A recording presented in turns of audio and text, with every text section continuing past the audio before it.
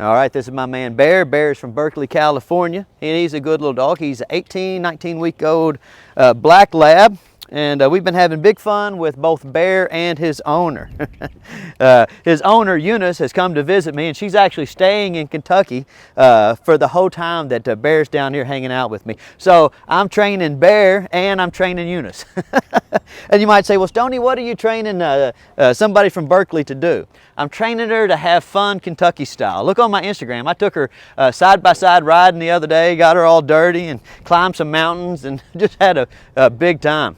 But with the dog, what we're doing is we're trying to break him out of this, like what I call COVID lockdown syndrome.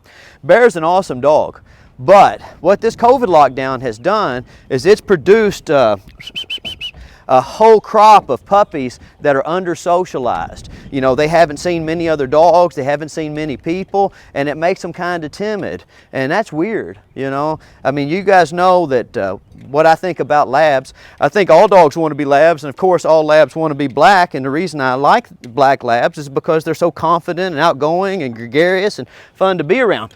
But what I've run into this year is some black labs that don't have all those qualities, you know. And where I'm going to lay the blame is on all this fear-mongering that's happened all year. People haven't been able to get out and do fun stuff. And honestly, I think people, you know, feeling fearful, I think that travels right down the leash. You guys have heard me say this a lot of times in the videos, is that your emotion goes right down the leash and into the dog. Well, I feel like what's happened is a lot of fear this year has went down the leash and into the dog. And that's how I'm ending up with dogs like Bear that are like supposed to be gregarious and outgoing, but turn out to be a little timid. So you might say, well, Stonnie, what's your go-to plan for helping this dog build confidence? We're going to stack successes. So like right there while I was talking to you, what I was doing is I was working on Bear's basic vocabulary and his physical skills. That's what we do here on our course. And then I have lots of people throughout the day. Like I'm going to have my son George walk him, and then I'm going to have his owner walk him, then I'm going to have my daughter walk him, and then some people are coming this afternoon. So I'm going to have about 10 people walk him today. And then once we get everything mastered here on the Small Challenges course, we're going to go to my outback, my pre-adventure area, and we're going to work there. Then we're going to go to the farm, and then we're going to do some urban adventures over in Lexington. And we're just going to keep stacking successes, because guys, if you have a dog or a person around you that's nervous, the key to helping them, you know, learn to be confident is to get them out, have them do some mentally and physically challenging activities, and stack successes. All right, George, take that dog and stack some successes for me.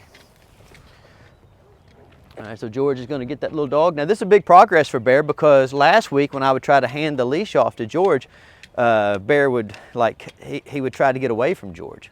You know, he's a little bit nervous, a little bit worried. Okay, easy, George, very nice. Now make sure when you're talking to him, George, easy right there. Wait, don't let that teeter-totter hit the ground hard, because that'll scare him.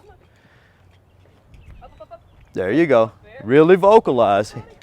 He needs you to lead by example, George.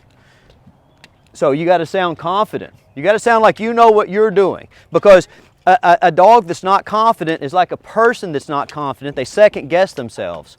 And when they second guess themselves, they get things wrong, and then you can't build confidence by being wrong, you know. There you go. Very nice. Easy. Draw that easy out. Easy. Very nice. Now a little hup, hup, hup, hup, hup. Now he needs a little bit more vocalizations than some of the other dogs, because he's a little bit behind. Easy. Now, there you go. Don't pull on his leash. Yeah, there you go. You want to encourage him. Don't make him feel like you're making him do these things. Make him feel like you guys are doing them together. Make him look forward to being on the leash with you, because he knows that you're going to go out, wait, and do fun stuff. And you're not going to put him in a position where he could fail. Easy. Get ahead of him. Up, up, up, up, up, up. Easy. Very nice. Very nice. Now up on the exam table, stay and walk away.